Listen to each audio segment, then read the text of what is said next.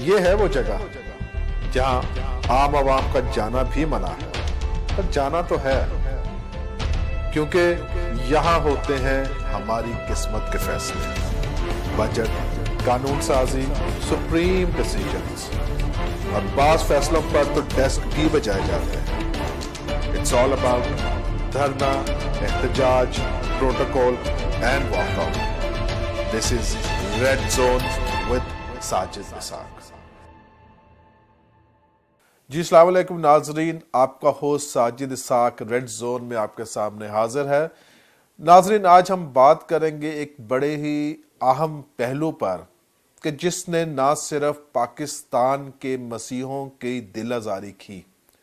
بلکہ دنیا میں بسنے والے تمام جتنے مسیحی بستے ہیں ان کے دل بھی رنجیدہ ہوئے۔ اور ناظرین، وہ کوئی اور شخصیت نہیں بلکہ ہمارے اپنے پرائم منسٹر عمران خان صاحب نے ایک سیرت کانفرنس میں جو 2018 میں ہوئی، اس میں ایک ایسی سٹیٹمنٹ دے دی کہ جو کہ نہ تو اسلام سے اس کا تعلق نظر آتا ہے اور نہ ہی کرسچینٹی میں ایسی کوئی بات نظر آتی ہے، اور نہ ہی دنیا کی تاریخ اس کو مانتی ہے۔ ناظرین، سکرین پر آپ دیکھ سکتے ہیں کہ خان صاحب نے کیا فرمایا۔ باقی پیغمبر اللہ کے آئے لیکن وہ ہیومن ہسٹری میں ان کا ذکر ہی نہیں ہے، بڑا کم ذکر ہے۔ حضرت موسیٰ کا ہے لیکن حضرت عیسیٰ کا تو ہسٹری میں ذکر نہیں ہے۔ یہ کہنا خان صاحب کا کہ حضرت عیسیٰ کا ذکر تاریخ میں نظر نہیں آتا، تو میں یہاں پہ کہنا چاہتا ہوں خان صاحب تاریخ کو مطالعہ کیجئے۔ آپ مطالعہ کیجئے قرآن مجید کا، جس میں حضرت عیسیٰ کے بارے میں پوری ایک سورت مریم میں ان کا ذکر کیا گیا، اور قرآن مجید میں 25 دفعہ ڈائریکٹلی ان کا نام لے کر، حضرت عیسیٰ کا نام لے کر اس میں ذکر آیا ہے، اور ایز اے فرسٹ پرسن حضرت عیسیٰ کا علیہ السلام کا ذکر 35 دفعہ آیا، اور as a third person in کا ذکر جو ہے 48 دفعہ آیا، اور اس کا جب مجموعہ نکالا جائے تو قرآن مجید میں 187 دفعہ حضرت عیسیٰ علیہ السلام کا ذکر آیا ہے۔ اور آپ کا یہ کہہ دینا کہ حضرت عیسیٰ کا تاریخ میں ذکر نہیں ملتا، تو میں سمجھتا ہوں کہ یہ تو آپ نے اپنے مذہب کے ساتھ بھی، میں سمجھتا ہوں، مطالعہ نہیں کیا، کیونکہ کسی مسلمان کا ایمان کمپلیٹ نہیں ہوتا جب تک وہ حضرت عیسیٰ علیہ السلام پہ اوپر ایمان نہیں لاتے۔ اور دوسری بات میں آپ کو کہنا چاہتا ہوں کہ قرآن مجید میں 93 ورسز ایسی ہیں جو کہ حضرت عیسیٰ کے بارے میں بیان کرتی ہیں۔ اور اس سے بھی ساتھ آگے چل کے دیکھیں، جب آپ نے تاریخ کی بات کی تو آپ صرف یہ دیکھیے کہ حضرت عیسیٰ جس کے بارے میں آپ نے کہا کہ تاریخ میں ذکر نہیں ملتا، تو اگر آپ دیکھیں تو آج بھی پوری دنیا آفٹر ڈیتھ آف کرائسٹ کا ہی کیلنڈر یوز کر رہے ہیں۔ ایک دور تھا بیفور کرائسٹ کا، ایک دور آیا آفٹر ڈیتھ آف کرائسٹ۔ تو یہ کہہ دینا آپ کا، میں سمجھتا ہوں کہ آپ کے ان سارے وعدوں کو کہ جس میں آپ نے کہا کہ ہم تو اقلیتوں کا احترام کریں گے، ہم ان کو برابری کے حقوق دیں گے، ہم ان کا تحفظ کریں گے، تو خان صاحب آپ کا یہ کہہ دینے سے وہ باتیں ساری سچ ہو گئیں جس میں آپ کے پی ٹی آئی کے ایم این اے علی محمد صاحب نے کہا کہ کرسچن تو کافر ہیں۔ یہ باتیں وہ سچ ہو گئیں کہ جس میں آپ کے کے پی کے جو منسٹر تھے، چیف منسٹر صاحب، انہوں نے کہا کہ جو ساری خاک روبوں کی جو جابز ہیں وہ مسیحیوں کو دے دی جائے۔ یہ بات تو سچ ہو گئی کہ آپ کی ایجوکیشن منسٹری جو ہے کے پی کے میں، انہوں نے ایک اشتہار شائع کیا ملازمتوں کا کہ جتنی ملازمتیں ہیں خاک روبوں کی، اس میں صرف اور صرف مسیحی اپلائی کر سکتے ہیں۔ تو میں سمجھتا ہوں خان صاحب آپ نے تو 100 دن میں 100 یو ٹرن لیے، مگر اپنے اس سٹیٹمنٹ پہ اگر آپ نے یو ٹرن نہیں لیا تو اس کا مطلب ہے کہ جو آپ بولتے ہیں، جو آپ سوچتے ہیں، وہ وہی ہے جو آپ کی زبان سے ادا ہوتے ہیں۔ اور میں آپ کو بتانا چاہتا ہوں خان صاحب، آپ صرف اور صرف مسلم کمیونٹی کے پرائم منسٹر نہیں ہیں، یا آپ کسی خاص طبقے کے پرائم منسٹر نہیں ہیں، یا آپ کسی پی ٹی آئی کے پرائم منسٹر نہیں ہیں، پورے پاکستان کے پرائم منسٹر۔ اور آپ کو یہ بتا دوں میں کہ پاکستان میں 9 بڑے مذاہب یہاں پر بستے ہیں۔ اور آپ کی انفارمیشن کے لیے یہ بھی میں بتا دینا چاہتا ہوں کہ مسلمز، کرسچنز، ہندو، احمدیز، بھائیز، سکھس، پارسیز، بدھسٹ اور جو دوسرے ہیں وہ بستے تقریباً یہاں پر 10 کے لگ بھگ مختلف مذاہب سے تعلق رکھنے والے لوگ بستے ہیں، اور کرسچین سب سے بڑی تعداد میں اقلیت میں موجود ہیں خان صاحب۔ اور میں سمجھتا ہوں کہ آپ نے ان کی دل آزاری کی ہے، اور یہ ایک دفعہ نہیں ہوا پی ٹی آئی کی طرف سے خان صاحب، یہ آپ نے کے پی کے کی جب آپ نے 2013 کی ٹکٹس دی تب بھی آپ نے مسیحوں کو اگنور کیا۔ سب سے بڑی تعداد ہونے کے باوجود کرسچنز کو کے پی کے پروونشل اسمبلی میں نمائندگی نہیں دی گئی۔ اس کے بعد اس طرح کے الیکشنز جو ہوئے اس میں بھی کے پی کے پروونشل گورنمنٹ میں آپ نے ان کو نمائندگی نہیں دی۔ اور جب ہم بات کرتے ہیں کہ آپ بات کرتے ہیں کہ یہ حضرت عیسیٰ کا نام نظر نہیں آتا، تو آپ تو ایچ ایس این کے پڑھے ہوئے ہیں، آپ کو ایچ ایس این سے بھی نہیں پتہ لگا کن کی وہ اسکول ہے، کن کا وہ کالج ہے، آکسفورڈ میں جا کے آپ پڑھ کے آئے ہیں، وہ تمام مسیحی ادارے ہی ہیں خان صاحب۔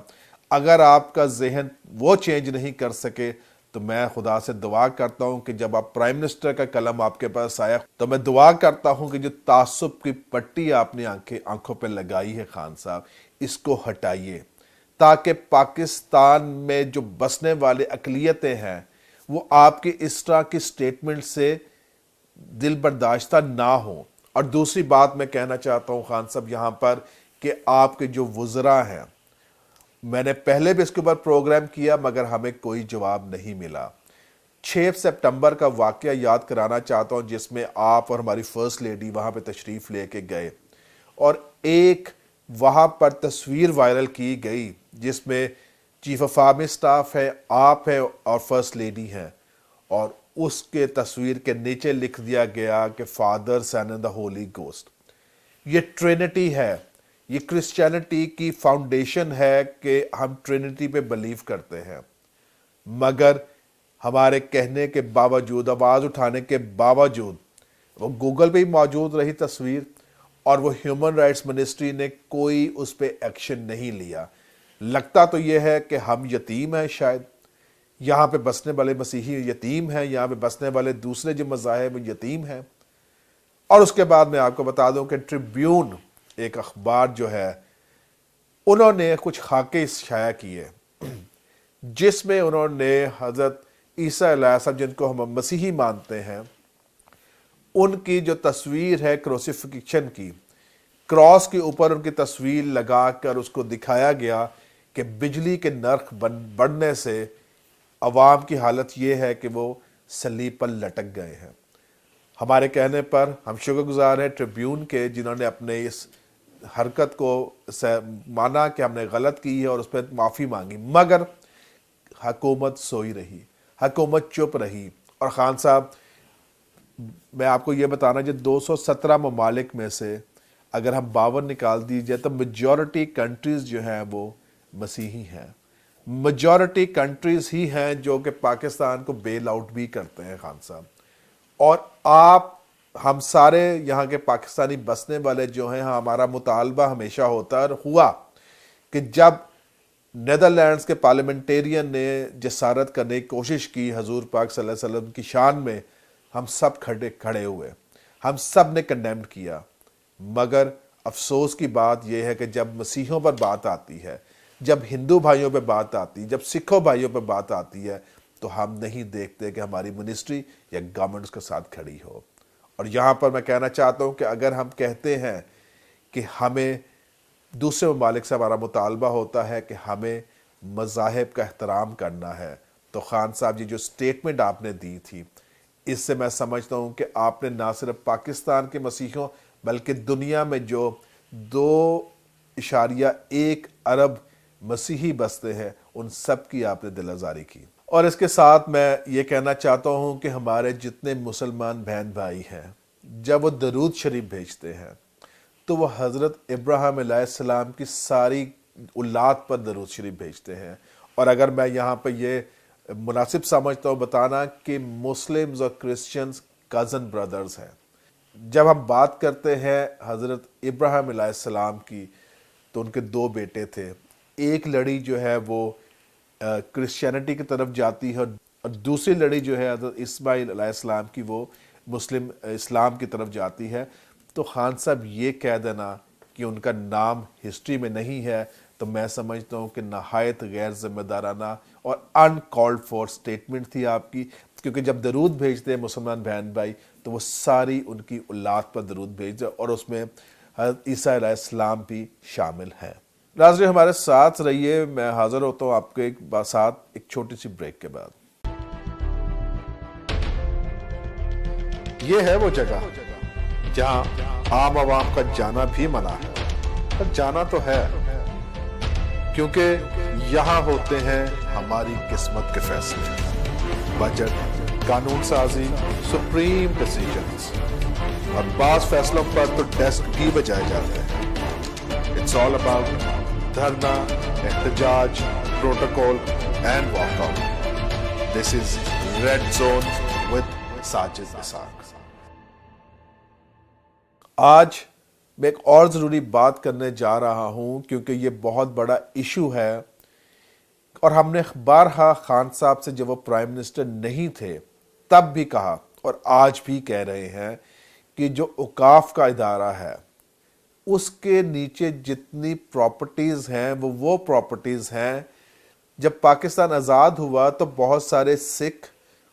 ہندو اور کرسچن ایسے تھے جو کہ پاکستان سے ہجرت کر کے انڈیا جا کے بس گئے اور انہوں نے جو یہاں پہ پراپرٹیز چھوڑی وہ گورنمنٹ نے اپنی تحویل میں لے لی. اب بات یہاں پہ یہ کرنے چاہ رہا ہوں کہ اگر آپ اس کا تجزیہ کریں تو یہ بات آپ کو نظر آئے گی کہ ہم کتنا ان کے ساتھ تعاون کر رہے ہیں. میں یہاں پر مبارکباد پیش کرنا چاہتا ہوں خان صاحب کو کہ خان صاحب نے جو کرتارپور راہداری ہے اس کو کھول کے ایک بہت بڑا میسج دیا ہے ہندوستان کو کہ پاکستان قدم بڑھا رہا ہے امن کے لیے, پاکستان قدم بڑھا رہا ہے دوستی کے لیے, پاکستان قدم بڑھا رہا ہے تاکہ وہاں پہ جو سکھ برادری بستی ہے وہ اپنے مقدس مقامات کو وزٹ کر سکے. اور اس کے ساتھ میں خان صاحب یہ ضرور کہوں گا کہ یہ آپ کی اس تاریخ کا بہت بڑا ایک قدم ہے,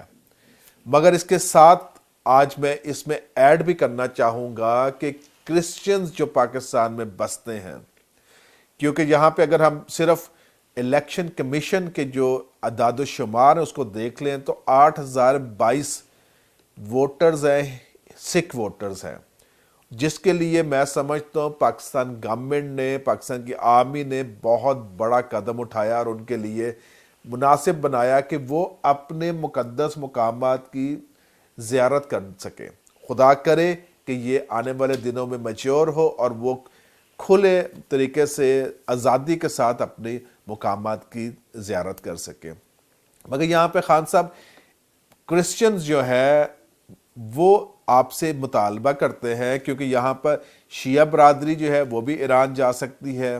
ان کے لیے بھی آزادی ہے, بہائیز بھی کر سکتے ہیں, ہندوز بھی اپنے مقامات پر جا سکتے ہیں اور ہماری جو مسلم کمیونٹی ہے وہ بھی اپنے حج کے لیے سعودی عرب جاتی ہے.